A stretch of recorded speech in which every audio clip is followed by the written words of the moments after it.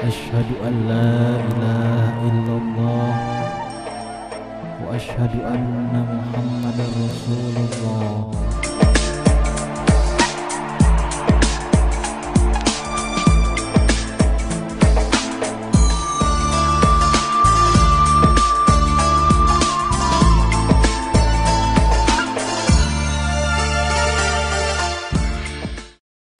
Assalamualaikum warahmatullahi wabarakatuh. Sahabat-sahabat surgaku, kembali lagi kita di TV-mu yang cerdas mencerahkan. Bismillahirrahmanirrahim. Robbi shrahli sadri wa yassirli amri wahlul 'uqdatam min lisani yafqahu qauli. Sahabat-sahabatku surgaku sekalian, kali ini acara kita yang luar biasa ini insya Allah akan memberikan pencerahan kepada kita semua bagaimana cinta dan kasih sayang Allah menyapa hati-hati setiap hambanya untuk selalu dekat atau membuka diri kepadanya, membuka diri atas semua kebesaran-kebesaran yang sudah Allah berikan kepada setiap hamba-hambanya. Nah, pada hari ini kita kedatangan tamu yang luar biasa, buat saya sangat luar biasa, Mas Jin Jeneto. Jin Jeneto jadinya. Apa kabar, Mas? Baik. Iya, ini biasa orang Jawa jadi manggilnya Mas Jeneto. Saya panggilnya gitu aja betul. ya. Jeneto. Dilihat dari lookingnya ya, bukan dari warga negara Indonesia pastinya. Jin dari mana, bisa cerita Dari sama Selandia Baru. Selandia Baru. Apa kabar dulu? Assalamualaikum. Baik, alhamdulillah. Waalaikumsalam warahmatullahi wabarakatuh. Iya, pemirsa di rumah, sahabat surgaku pasti mau denger lagi sekali lagi. Assalamualaikum warahmatullahi wabarakatuh. Waalaikumsalam warahmatullahi wabarakatuh. Subhanallah, sudah kental sekali ya. Kita alhamdulillah jawabannya juga luar biasa. Jawabannya adalah doa yang betul-betul tulus dari hati Jeneto. Saya mau tanya nih, ini kan acara kita nih hidayah, kado, hadiah dari Allah gitu. Gimana Jin bisa cerita pencarian atau hidayah pertama muncul itu pada saat seperti apa? Sudah terjadi berapa tahun yang lalu gitu? Berapa tahun yang lalu? Kalau dapat hidayah, saya mungkin nggak bisa menentukan dari mana. Pertamanya, saya mulai tidak suka agama dari usia 10 tahun. Jadi saya merasa keluarga saya yang Katolik itu tidak bisa saya mengikutinya dalam mempelajari agama Katolik. Karena saya mempelajari dasar agama Katolik, saya merasa tidak masuk akal. Dari usia 10-11 tahun saya sudah memutuskan tidak percaya pada semua agama. Subhanallah. Jadi 10 tahun itu sudah kritis pemikirannya ya? Sangat kritis dan logis. Kritis dan logis. Itu seperti Nabi Ibrahim kalau di kita ya. Mungkin. Karena saya juga melihat pada langit dan melihat bintang dan bertanya dari mana ini semua. Oh, oke. Jadi Who's the creator ya? Siapa penciptanya? Bagaimana bintang ini bisa ada sehingga saya bisa melihatnya, dari mana munculnya dunia, kenapa ada dinosaurus dari puluhan juta tahun yang lalu, ratusan juta tahun yang lalu. Dan saya memikirkan adanya bumi ini dari mana, ada manusia dari mana, dari usia 10 tahun. Subhanallah. Jadi saya memutuskan semua agama tidak masuk akal, jadi saya menyatakan diri ateis. Tidak bertuhan ya? Iya, karena Baik. tidak ada agama yang bisa saya ikuti, berarti Tuhannya juga seharusnya tidak ada dong. Jadi saya tidak mau tahu agama atau Tuhannya. Nah, sejak itu dari usia 11 tahun saya tidak mau kenal agama atau Tuhannya. Lalu setelah saya selesai SMA di Selandia Baru, keluarga saya pindah ke Australia. Di Australia saya masuk Fakultas Kajian Asia, ketemu orang Muslim pertama seumur hidup. Dan Kajian apa tadi namanya? Fakultas Kajian Asia. Asia, oke. Mirip dengan FISIP di sini, tapi fokusnya ke Asia. Asia. Nah, di Jadi situ culture segala macam kebudayaan semuanya. itu. Jadi bahasa Indonesia, sastra, budaya, ekonomi, bisnis, hubungan internasional, agama juga ada, semuanya satu dalam satu fakultas. Dan saya pelajari khusus ke Indonesia. Indonesia. Apa yang membuat dulu tertarik sama Indonesia? Sebenarnya itu suatu kebetulan karena saya mau mempelajari psikologi anak. Cuma tidak bisa masuk fakultas itu karena nilai saya kurang kuat. Jadi dapat tawaran masuk Fakultas Kajian Asia. Jadi secara kebetulan saya dibawa ke sana. Di tahun pertama harus ambil salah satu bahasa Asia. Ada Indonesia, Korea, Jepang, dan Cina. Bahasa Mandarin. Nah, dari 4 pilihan itu sepertinya bahasa Indonesia paling mudah. Paling mudah ya? Iya. Jadi saya ambilnya niatnya mau pindah ke Fakultas Psikologi Anak sesudah tahun pertama. Jadi nggak mau lama-lama di Fakultas Kajian Asia, nggak mau lama belajar bahasa Indonesia. Secara kebetulan, dalam 6 bulan saya dapat nilai tertinggi di kelas dalam bahasa Indonesia. Oh, selamat dulu kalau gitu, selamat ya. Nilainya tertinggi bahasa Indonesia ya. Jadi dosen saya minta saya untuk tidak pindah fakultas dan tetap di situ mempelajari Indonesia dan bahasa Indonesia. Jadi akhirnya saya jadi meneruskan sampai 4 tahun lamanya. Itu tadi ketemu teman pertama yang Muslim juga di Dari situ. Indonesia, Dari Indonesia. dia di situ sebagai mahasiswa S2. Nah, kebetulan saya baru belajar bahasa Indonesia dasar-dasarnya. Dia ketemu dengan saya dan dia tanyakan apa saya tahu tentang Islam. Dan saya bilang ya ada pelajaran sedikit, tapi nggak terlalu dalam. Lalu dia membuat saya terkejut dan dia bertanya, apakah saya tahu di dalam Islam hanya Tuhan yang bisa mengampuni dosa? Dan saya bilang, saya tidak tahu itu, tapi membuat saya terkejut karena masuk akal. Soalnya dalam agama Katolik, orang bisa datang ke pendeta, ke pastor, dia bilang, saya berdosa, lalu diampuni dosanya oleh si pastor atas nama Tuhan. Saya tidak percaya pada itu karena tidak masuk akal. Karena saya mengaku kepada manusia, dia bilang atas nama Tuhan saya diampuni, SK dari Tuhannya juga tidak dapat, telepon juga enggak. Bagaimana saya bisa percaya pada manusia ini? Subhanallah. Kalau Tuhan langsung mengampuni, masuk akal karena dia tahu isi hati saya. Si pastor ini tidak tahu isi hati saya. Mengaku bersalah, mengaku mau bertobat, mungkin saya menipu dia. Lalu dikatakan saya diampuni, saya merasa tidak punya dosa, tidak masuk akal. Tapi dalam Islam sistemnya tidak begitu. Pada saat kita berdosa, bertobat, Allah yang langsung mengampuni kalau lihat isi hati kita sungguh-sungguh bertobat. Luar biasa. Jadi ya, masuk akal. Betul. Jadi semua yang masuk akal dicerna dengan baik sama jin dan itu bikin Itu jin shock ya, permulaan. terkejut ya. Jawaban-jawaban itu baru pertama terkejut atas. Saya merasa terpaksa mempelajari Islam karena satu kalimat itu dalam Islam hanya Tuhan bisa mengampuni dosa. Saya kaget, loh ini kan masuk akal, tapi saya yakin selama 10 tahun sebelumnya tidak ada agama yang masuk akal. Lalu dapat satu fakta ini membuat saya berubah pikiran. Seharusnya Islam tidak masuk akal juga, saya baru tahu sedikit ada sholat, puasa dan sebagainya. Islam saya belum kaji terlalu dalam. Jadi saya mulai belajar Islam dari tahun 1990 itu untuk membuktikan Islam juga tidak masuk akal. Karena saya yakin bisa menemukan buktinya. Oke, baik Jin, kita harus break dulu. Sahabat surgaku luar biasa ceritanya. Sahabat surgaku juga pasti terperangah nganga semua ini yang di rumah ya pastinya. Karena bagaimanapun yang tadi saya baru lihat sedikit saja, memang Allah itu kita tanpa perantara ya mengakui dosa. Nggak usah pakai perantara. Cukup kau dan Allah sudah tahu isi hatimu. Kita akan gali lebih dalam lagi bagaimana Allah menemukan, Jin menemukan Allah yang luar biasa, Sang Maha Pencipta, Sang Maha Pengasih dan Penyayang. Kita saksikan setelah yang berikut ini.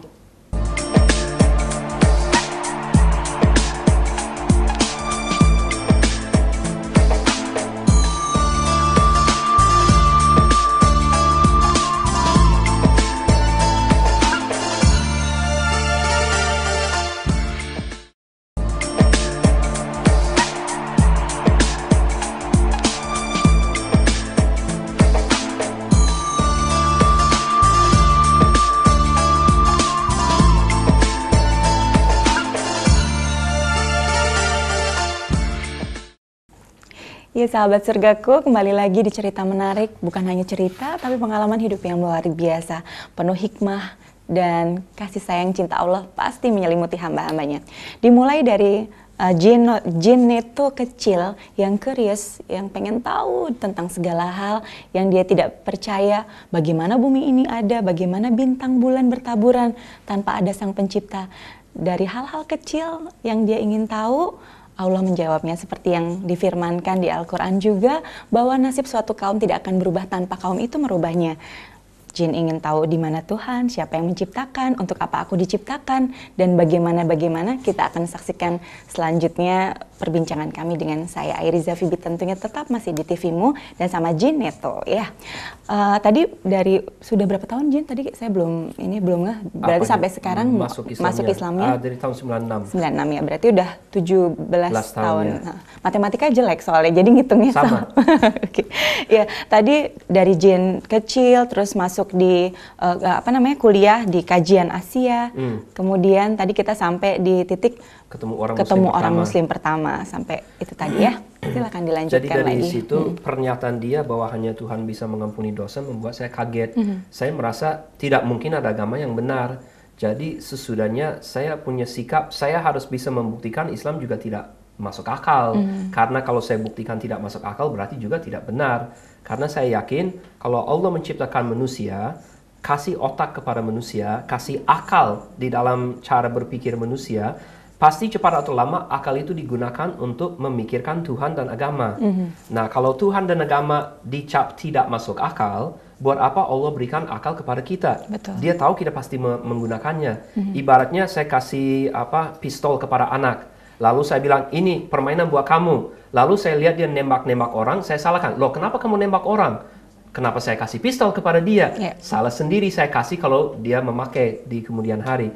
Nah, kalau Allah berikan akal, dia tahu kita akan menggunakannya. Pasti kita akan menggunakannya. Dan cepat atau lama akal itu diarahkan ke Tuhan dan agama. Betul. Mungkin di awalnya banyak orang asal taat saja, disuruh sholat, mereka sholat, disuruh puasa, mereka puasa. Tapi dalam waktu sekian lama pasti ada manusia yang bertanya, kenapa saya harus sholat? Apa alasannya saya puasa? Kenapa harus bayar zakat? Dan dia pasti mencari jawaban yang masuk akal sesuai dengan akal pikiran manusia. Betul. Jadi kalau ada orang Muslim mengatakan kita tidak menggunakan akal dalam agama, saya sangat tidak setuju.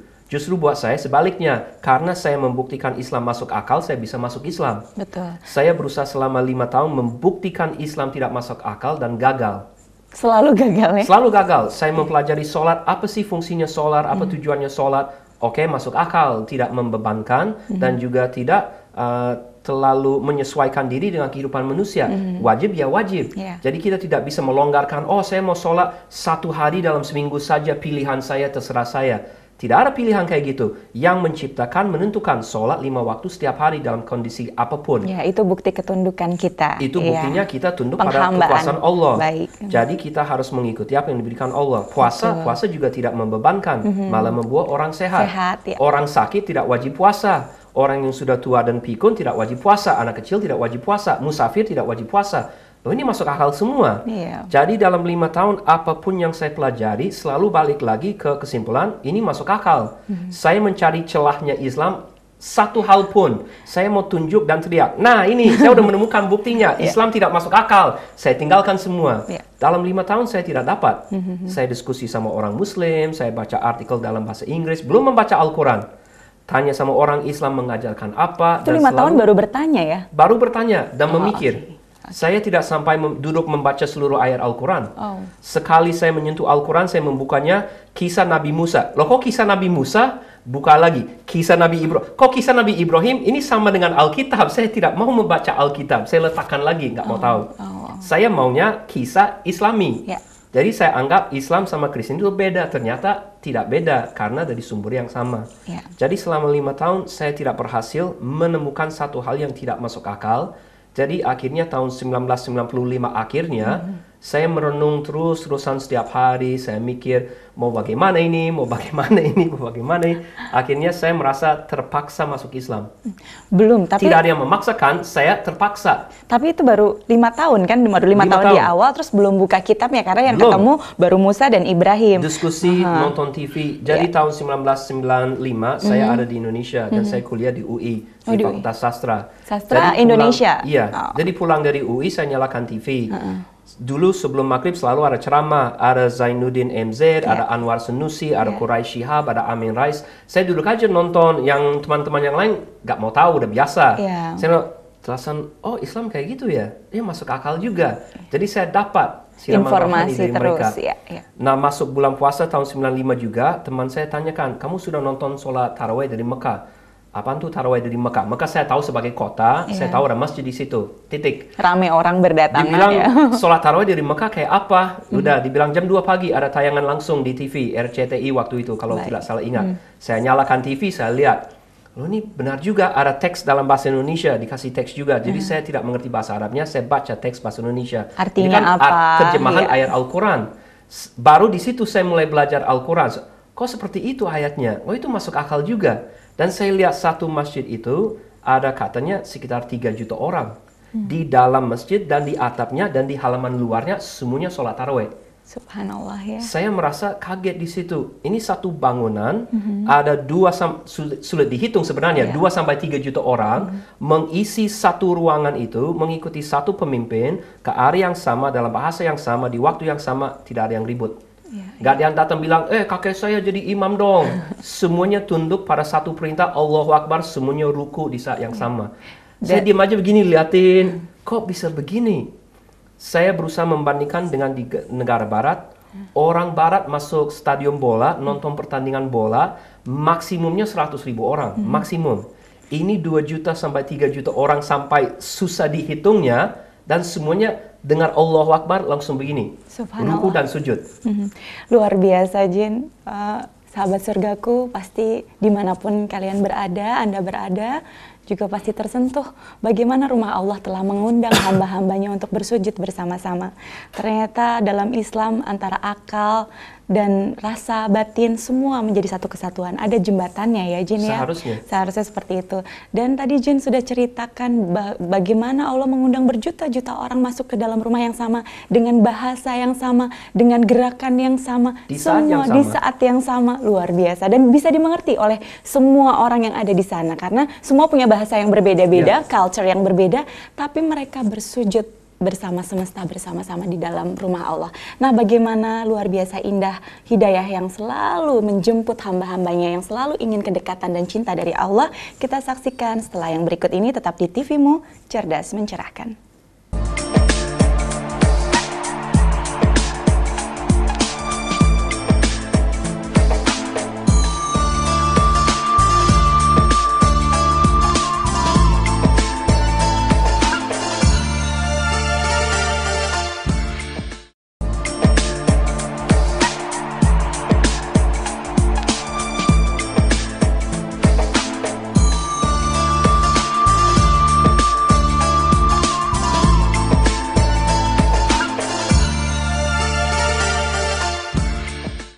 Ya, sahabat surgaku, masih bersama saya Airiza Fibi dan tamu kita yang teristimewa, Jeneto. Luar biasa, tadi sampai di titik bercerita tentang bagaimana Jen lihat di TV tentang sholat tarawih ya, yang disiarkan secara langsung live gitu, dengan mata Jen memandang betapa Allah mengundang berjuta-juta umat manusia bersujud, berdoa, melakukan hal yang sama, dengan bahasa yang sama, bahasa tubuh yang sama. Luar biasa, silahkan dilanjutkan, Jen. Itu membuat saya kaget karena orang bule, orang Barat, kalau melakukan satu kegiatan, baik itu kegiatan sosial maupun kegiatan keagamaan, tidak ada 2-3 juta kumpul di satu tempat di mana mereka melakukan kegiatan yang sama, dalam bahasa yang sama, di waktu yang sama, di belakang satu pemimpin. Saya kasih contoh sederhana aja. Orang Kristen kumpul di depan Vatikan mendengarkan Paus berpidato. Kebanyakan tidak mengerti dia menggunakan bahasa apa, karena mereka datang dari seluruh dunia. Jadi kalau dia berbicara dalam bahasa Itali, kebanyakan orang yang bukan dari situ tidak akan paham dia nggak lagi ngomong apa, ini bagian apa sekarang, habis ini apa. Mereka tidak tahu kelanjutannya bagaimana, karena terserah dia dan para pengurusnya menentukan jadwalnya terserah mereka dalam bahasa mereka. Jadi orang datang ke sana sebagai tamu nggak bisa langsung ikut dalam kegiatannya. Kalau orang Muslim datang ke Masjidil Haram, Masjid Nabawi sebagai tamu, langsung nyambung sama kegiatan keagamaan di sana. Jadi sholatnya sama di seluruh dunia. Orang Barat sering tanya ke saya, apa sih ini hikmah jadi sholat? Saya menyatakan ke mereka, kamu masuk ke gereja di Perancis pada hari Minggu, bisa langsung ikut misa apa tidak? Oh ya tidak, kan saya tidak mengerti bahasa Perancisnya. Apalagi misalnya bukan Minggu pagi, mungkinnya malam Minggu, atau mungkin Minggu malam. Anda tidak tahu jadwal-jadwalnya karena terserah mereka secara lokal mengaturnya bagaimana. Dan tata cara misalnya terserah mereka mengaturnya bagaimana mereka mau. Nah, kalau Islam kita masuk masjid manapun seluruh dunia, di situ selalu ada kiblatnya. Nggak usah nanya-nanya dulu kiblatnya ada ke sana, ada yang ke sana. Semuanya satu kiblat. Langsung ada orang sholat, saya tinggal datang belakang. Ini orang lagi ngapain? Oh ternyata mereka sholat. Ini sholatnya sama semua. Mereka lagi ruku, saya ikut ruku. Langsung dapat satu rakaat. Jadi kita tidak perlu bingung mau pergi ke negara manapun, masuk masjid pasti bisa sholat. Ketemu orang Muslim, tinggal tanya aja, Pak ada sejarah kiblat kemana? Kiblatnya ke sana. Orang Muslim kan pasti memberikan fasilitas. Jadi membuat persatuan antara umat Islam seluruh dunia. Seharusnya, secara teknis di atas kertas memang benar. Secara kenyataan di lapangan, malah kita mencari yang memisahkan. Betul sekali, Jen. Luar biasa ya, pengalaman hidupnya yang luar biasa. Bagaimana Allah memberikan cahayanya kepada setiap hambanya gitu. Kita juga sahabat surgaku pasti juga terinspirasi dari Jane ya. Bagaimana mereka semua orang di seluruh dunia ingin bersatu, persatuan ukhuwah Islamiyah yang besar itu, tapi di negara yang terbesar Muslim di dunia, di Indonesia ya, kita malah mencari perpecahan. Bukannya di sini, itu seluruh dunia. Di seluruh dunia ya. Ada teman saya tinggal di San Francisco, dia ceritakan setiap komunitas di sana bangun masjid sendiri-sendiri, pakai bahasa sendiri-sendiri. Jadi kadang dia masuk satu masjid, ditunjuk lah, kamu kan orang bule, ngapain ke sini? Saya mau sholat Jumat, ini masjid yang terdekat. Lalu ada yang menjawab, kamu bukan orang Lebanon, keluar. Lalu mereka bukan bilang, oh kamu sesama Muslim, ayo ikut sini. Masuk situ kan komunitasnya Lebanon semua, sebelahnya komunitas Suriah semua, sebelahnya komunitas Malaysia semua, sebelahnya komunitas Indonesia semua. Padahal masjidnya itu berderetan, berdekatan. Jadi mereka tidak menggunakan bahasa Indonesia sebagai bahasa Inggris sebagai bahasa penyatu, lalu mengundang semua orang, ayo sholat di sini sama kita. Malah memisahkan sesuai komunitasnya masing-masing. Dan dia sendiri sebagai orang Amerika masuk Islam kecewa. Sedih sekali ya. Dia tanya, kok umat Islam begini? Ya, saya tidak bisa menjawab karena umat Islam memang begitu. Mau mengatakan apa? Ya mudah-mudahan di suatu hari nanti kita bisa tetap bersama-sama ya, Jin ya. Ada satu terobosan yang memang yuk bareng-bareng sholat, memang begini yang dicontohkan oleh Rasulullah, begini yang dicontohkan oleh Bapak seluruh generasi kan, Nabi Ibrahim mencontohkan seperti itu. Jadi kita harus mencontoh. Ada kiblatnya di Mekah, jadi kita coba berbondong-bondong juga mengikuti. Kita sebenarnya kalau lihat dari pandangan apa yang direncanakan Allah, umat Islam sudah didesain supaya bersatu, bersatu. Betul. Dan ayatnya ada, jangan sampai kamu berpecah belah. Tapi kita malah senang berpecah belah. Jadi kita sendiri yang membuat umat Islam berpecah belah, bukan desain Islamnya. Kalau melihat misalnya blueprintnya, peta birunya Islam, semuanya seharus menyatu, bersatu. Tapi ternyata kita tidak senang begitu, kecuali ke Masjidil Haram. Di situ baru kita menyatu, bersatu. Ya, tapi mudah-mudahan di masjid di seluruh dunia nanti akan begitu ya, Jin. Kita berdoa saja bahwa hidayah juga tidak datang pada saat orang baru mencari, tapi memang Allah ingin dijemput. Hidayah itu yuk kita jemput yuk, karena Allah lebih dekat dari urat nadi. Setiap kapanpun, setiap desa nafas kita, Allah sediakan hidayah kan di situ. Nah sekarang kembali lagi nih di ceritanya Jane gitu. Tadi kan lagi lihat TV, terus orang sholat bersama-sama. Nah pada saat kapan Jane betul-betul merasa bahwa ini adalah jalan hidup? Di sini ada Tuhan, di sini Tuhan yang paling benar. Sesudah belajar 5 tahun itu, jadi saya merasa tidak ada pilihan, saya terpaksa masuk Islam karena saya tidak bisa menyatakan Islam tidak masuk akal. Jadi saya kalau di saat itu menyatakan saya menolak masuk Islam atas dasar apa? Ini saya ibaratnya pengacara di pengadilan. Saya mau menyatakan ini bersalah, ini benar. Kalau saya sudah membuktikan ini benar, bagaimana saya bisa menyatakan sebaliknya ini salah? Sudah membuktikan benar kok. Lalu saya mau tinggalkan atas dasar apa? Secara hukum nggak ada dasarnya. Wajib saya menyatakan yang benar itu benar. Jadi saya terpaksa masuk Islam. Subhanallah, terpaksa masuk Islam. Bahasanya tepuk tangan dulu deh di sini. Yang di studio boleh nih mas-masnya boleh ikut. Kita berikan luar biasa ya, apresiasi yang luar biasa. Bahagianya kita punya saudara yang baru. Sebetulnya juga bukan saudara yang baru ya, udah 17 tahun yang lalu. Cuma baru ketemu di sini ya Jane ya. Sekarang saya mau dengar gimana rasanya pada saat pertama kali syahadatnya di mana, siapa yang menuntun syahadat itu, terus belajar sholatnya seperti apa? Dulu waktu baru masuk Islam, ada teman kantor dan dia mengajarkan saya baca syahadat dari buku. Jadi saya baru belakangan ini tahu banyak orang ke masjid bikin acara di dalam masjidnya. Saya tidak tahu sebelumnya.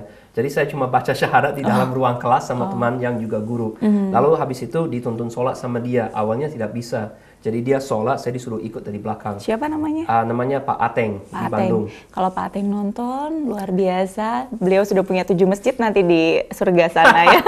Karena luar biasa hidayah juga. Pak Ateng, selamat ini murid ya? Bukan murid, teman ya? Teman kantor.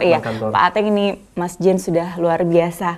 Beliau bersyiar nih sekarang di TV-mu untuk mencerahkan dan mencerdaskan bangsa yang notabene semuanya mayoritas Muslim. Terus maaf. Jadi sejak itu saya dapat guru yang baik dari MUI. Nama guru saya Kiai Haji Masyuri Syahid, sudah wafat tahun 2007. Nah selama 13 tahun saya belajar sama Pak Kiai dan karena saya senang pada hukum dan senang pada yang logis, dia langsung mengajarkan saya fikih. Jadi sekarang saya bertemu dengan orang yang Muslim dari lahir, malah lebih sering saya mengerti hukum fikih dan tafsir daripada mereka. dan mereka bertanya kepada saya. Kebalik ya? Terbalik. Padahal saya bukannya baru tahu hukum fikihnya sekarang, dari 10 tahun yang lalu sudah paham. Langsung diajarkan sama Pak Kiai, saya langsung, loh ini kan logis. Ini ada pendapat imam mazhabnya begini, semuanya logis, terserah kita mengikuti yang mana. Dan dasarnya selalu ada dalil ayat Al-Quran dan hadis. Tapi saya dapat orang yang muslim dari lahir kok sepertinya tidak paham. Saya kasih satu contoh sederhana. Berkali-kali orang dewasa dan anak muda tanya kepada saya, kalau kesiangan buat sholat subuh, berarti tidak boleh sholat. Ditinggalkan sholatnya. Loh, ditinggalkan kenapa? Misalnya bangun jam 7, jam 8 di hari Sabtunya. Kenapa ditinggalkan? Katanya sholat di luar waktu itu tidak boleh. Loh, kata tidak boleh siapa? Ya kan dulu guru ngaji saya ngomong gitu, sholat di luar waktu tidak boleh. Jadi dia berasumsi kalau saya bangun kesiangan buat subuh, langsung tinggalkan. Itu berarti dia salah paham fikihnya dan tafsirnya. Nah, dari dasar itu banyak orang muslim sebenarnya kurang paham Islam. Mereka seharusnya balik lagi dan belajar Islam dari nol. Belajar seharusnya datang ke guru agama.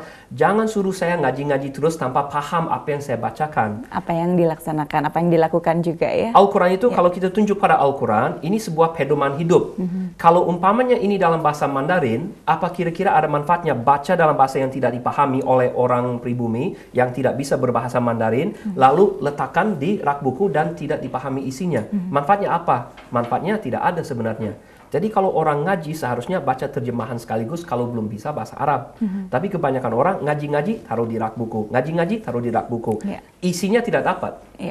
Mudah-mudahan ini menjadi pencerahan buat kita semua, Jen. Sayang waktunya yang disediakan juga cuma terbatas. Tambah dong waktunya. Iya, nanti kita tambah-tambah lagi pasti. Jen terus aja di sini ya bareng-bareng sama kami supaya bisa terus ikut memberikan pencerahan juga untuk saudara-saudara kita. Bagaimana yang tadinya belum menjadi muslim atau bukan muslim justru lebih mencinta Sang Maha Cinta, Allah Subhanahu wa Ta'ala. Mudah-mudahan ini mencerahkan, memberikan kita juga sentuhan yang luar biasa bagaimana kedekatan kita kepada Allah. Jen tadi masih ada ngutang sebenarnya, gimana pada saat pertama kali sholat, cuma waktunya udah habis, besok-besok yang berikutnya. Tapi Pak Produser gimana? Oh boleh sedikit cerita. Undang setiap minggu boleh. Boleh. Tapi cerita sedikit aja biar kita juga tahu gimana rasanya pertama kali sujud. Pertama kali sujud ya seperti biasa saja karena Maksud saya tahu sholat? Sholat itu di belakang pertama kalinya di belakang teman saya Ateng, jadi saya belum tahu Al-Fatihah, belum tahu apa-apa. Dia cuma suruh saya mengikuti dia, jadi dia ikut terus, saya ikut terus sama dia. Saya sudah nonton sholat sebelumnya, jadi sudah paham ruku dan sujud. Tapi pas saya laksanakan sendiri, yang terasa itu kaki kanannya sakit, kan nggak biasa. tapi dari dalam hati apa yang dirasakan? Apa yang aneh saja? Aneh, ya? Loh kok begini ya? Saya merasa, loh ini kan saya tahu orang muslim 1 miliar orang di seluruh dunia melakukan ini. Ada perasaan di dalam hati, loh sekarang saya ikut sama mereka, tapi saya tidak biasa dengan gerakan seperti itu, jadi rasanya aneh. Bukan dahsyat, nangis atau apa, nggak ada apa, emosi yang ikut, belum. Itu munculnya nanti setelah saya sholat tahajud di rumah sendiri, setelah bisa sholat, itu lain lagi. Kalau jadi gitu, pas pertama kali sholatnya nggak ada apa-apa. Pas pertama kali sholat belum ada apa-apa. Cuma langsung mikir, oh kayak gini ya sholatnya, oke saya bisa. Nah kalau gitu kita tunggu cerita bagaimana Ken, kok jadinya Ken, ini grogi kalau berhadapan dengan ini ya, lain mahram nih, namanya Jen nanti bercerita bagaimana rasanya sujud pada saat tahajud, bagaimana beliau berkeluh kesah, bagaimana beliau mendapatkan cinta, bagaimana dia mendapatkan keutuhan Sang Maha Halik, Sang Maha Cinta Allah Subhanahu wa Ta'ala. Nah sahabat-sahabat surgaku, insya Allah di lain waktu kita akan mendengar uraian lagi bagaimana pengalaman-pengalaman religi yang dialami oleh Jin ini. Terima kasih banyak, Jin, makasih waktunya. Sama-sama. Jangan bosan-bosan berbagi sama kita, karena adik-adik kita di luar sana, semuanya generasi muslim di Indonesia sekarang terpengaruh juga dengan media. Media itu sekarang sering sekali mengkardilkan muslim ya. Muslim itu teroris, kriminal, keras, pelopor poligami, seperti itulah ya. Jadi stigma itu yang harus yuk kita sama-sama membangun umat, membesarkan kecerdasan, meluaskan silaturahim agar ilmu yang akan disampaikan oleh Allah bisa tersampaikan dan diterima oleh umatnya dengan baik. Terima kasih banyak waktunya. Sahabat surgaku, insya Allah kita ketemu lagi di episode selanjutnya. Saya Riza Fibi dan Jin dan Jun. Terima kasih banyak kebersamaannya. Wabillahi taufik wal hidayah. Wassalamualaikum warahmatullahi wabarakatuh. Waalaikumsalam warahmatullahi wabarakatuh.